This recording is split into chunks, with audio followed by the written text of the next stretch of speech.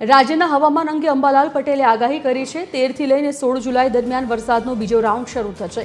દ્વારકા, પોરબંદર, જામનગરમાં વરસાદી ઝાપટા પડશે તો ઉત્તર ગુજરાત અને પૂર્વ ગુજરાતમાં વરસાદી ઝાપટા પડશે। મધ્ય ગુજરાતમાં પણ સામાન્ય વરસાદ રહેશે। દક્ષિણ ગુજરાત, સૌરાષ્ટ્ર, કચ્છના ભાગોમાં હળવા વરસાદની સંભાવના છે। 17 થી 20 જુલાઈ દરમિયાન પશ્ચિમ બંગાળનું વહન થયું ગુજરાતમાં વરસાદ લાવશે તો સાથે તારીખ 24 જુલાઈ આસપાસ મુંબઈમાં પણ વરસાદ થશે। 27 થી લઈને 30 જુલાઈ દરમિયાન ગુજરાતમાં સારો વરસાદ થશે। 1 થી 8 ઓગસ્ટ દરમિયાન અણધાર્યો વરસાદ પડશે। ઓગસ્ટ માસમાં સારા વરસાદ થવાની શક્યતા છે।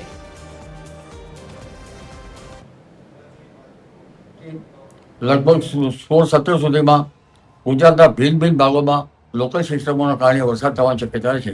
પશ્ચિમ સૌરાષ્ટ્રના ભાગોમાં, દ્વારકાના ભાગો, આ ઉપરાંત પોરબંદરના ભાગો, જામનગરના કેટલાક ભાગોમાં હળવા વરસાદી ઝાપટા પડવાની શક્યતા રહેશે।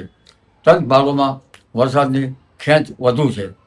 સૌરાષ્ટ્રના અન્ય ભાગોમાં પણ ક્યાંક વરસાદી ઝાપટા પડવાની શક્યતા રહેશે।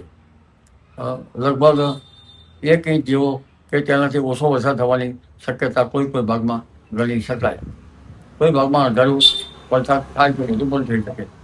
પરંતુ ઉલ્લેખનીય છે કે તારીખ 13-14માં એક વરસાદી બંગાળના ઉપસાગરમાં એક સિસ્ટમ બની રહી છે।